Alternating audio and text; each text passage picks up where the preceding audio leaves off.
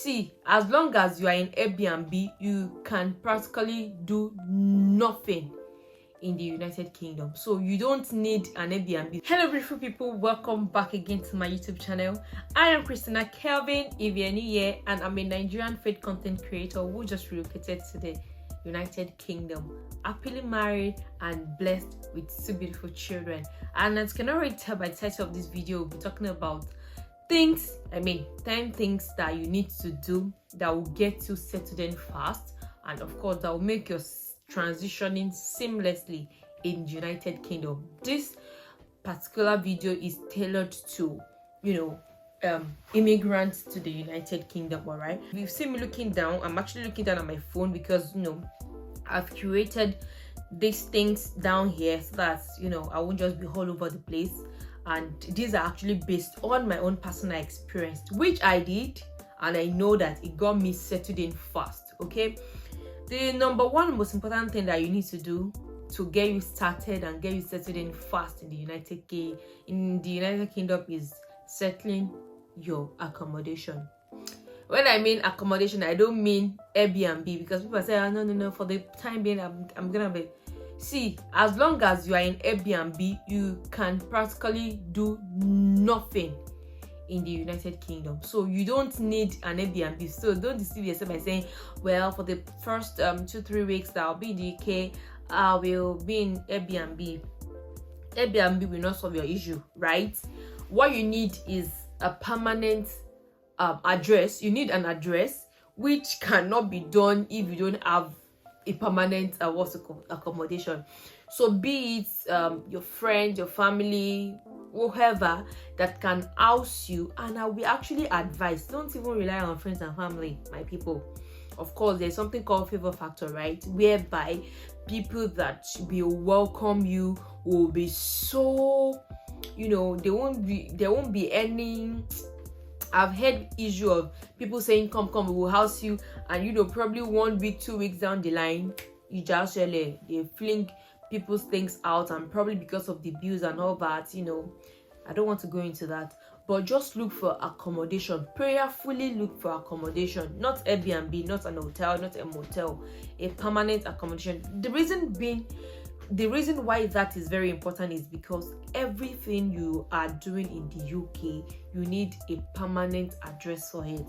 Because hey, in the short period I've spent in this country, the number of letters I've received, the number of mails that they wrote, joke. So you need an accommodation, you need a permanent address. Yeah, so accommodation is very important. Airbnb is not accommodation, no. Get that right, okay? The second thing which you actually need to do is to actually get a UK number. And of course, while processing your visa, make sure you collect the Lebara SIM that they will give to you in TLS office. I did my own visa application at TLS office in Ikeja. I didn't care for my husband. I think we forgot when we went for their own application, but for mine, I got mine. So, and that's the number I'm using. Okay, so make sure you get UK line before you even leave.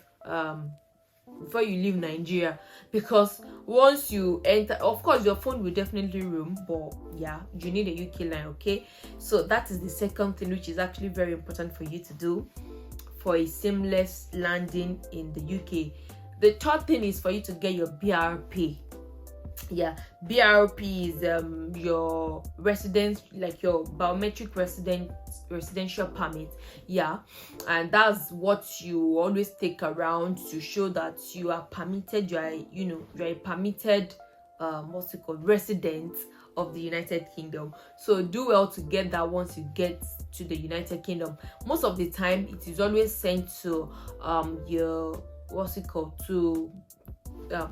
to the post office. So you go to the post office and ask for it, or probably the address you put on the address you put while doing your visa application, it might be sent to that address, but most of the time it's usually sent to the post office. That is the third thing which you must do. The fourth thing to do is to register for your NIN, national insurance number. This is very important because this is the number you will be using for you want to apply for job, you need your NIN. Okay, and this usually takes like 2 weeks. So the earlier you do it, the day you land in the UK like this with your address. So see, if you don't have address now, there's no how you'll be able to do your NIN, and that's why it's very important to get accommodation sorted out fast. So now this NIN is what you will use for your accounting. If you want to get a job, very important. So that's the fourth thing you need to do. Okay, the fifth thing you actually need to do is to get your right to work code.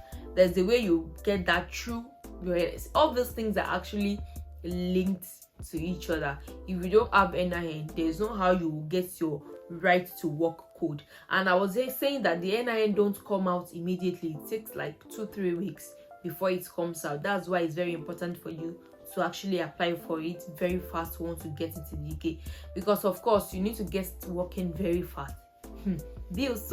So NIN is important. Then you get your right to work code. This will show your employer that you have the right to work in the UK, and of course you will show them the restrictions whatsoever, if there are any restrictions to your work limits and all that in the UK. Another thing is get your right to rent code. That's another thing you need to, if you want to get accommodation, right? So there are links to these things, and I'm actually be dropping the links needed for all this. So I'll put all the links to all these things in the description box, so that once you need all these links in the future, you can just always refer to them.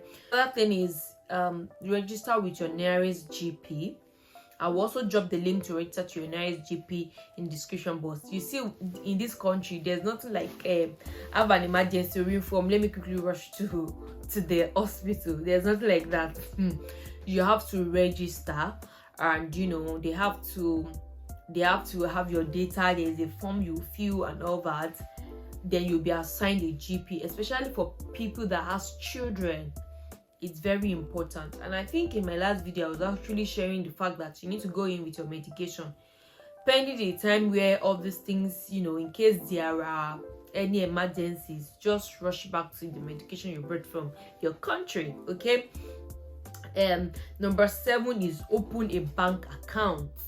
If you have not opened a bank account, make sure you do all these things. There are things you can do within 1 day, but make sure that once you land in the UK like this, or you are landing in the UK, get all these things done one by one. You need to open a bank account. If you don't have an address, there's no way you can open a bank account. Do you get? Except you want to open all these Revolutes. Even for all those banks, you still need what's it called? You still need an address, right? So open a bank account. Now you don't need your Naira account anymore. Yeah, you now spend pounds, so you need a pounds bank account. Last most important thing which you actually need to do for this video is to open a Lemonade account. Of course, it's also tied to you opening an account, right? But the major reason why you need a Lemonade account is for exchange reasons. You still don't have your way around it, and so you will be needing, of course, your Naira is now useless, so you will need to convert from Naira to pounds, okay, and probably from pounds to Naira. So that's why you need a Lemonade account. Yeah, I hope this video is educative enough, and I know you've learned 1 or 2 things from it. If so, do well to give me a massive thumbs up, and I see you in my next. And in case there are things you think, this thing is very important and I probably missed them out in this video, do well to help me drop a link. Do well to also help me drop it below, and so that every other person in this community will learn from it. Thank you so much for watching, and I see you in my next. Bye.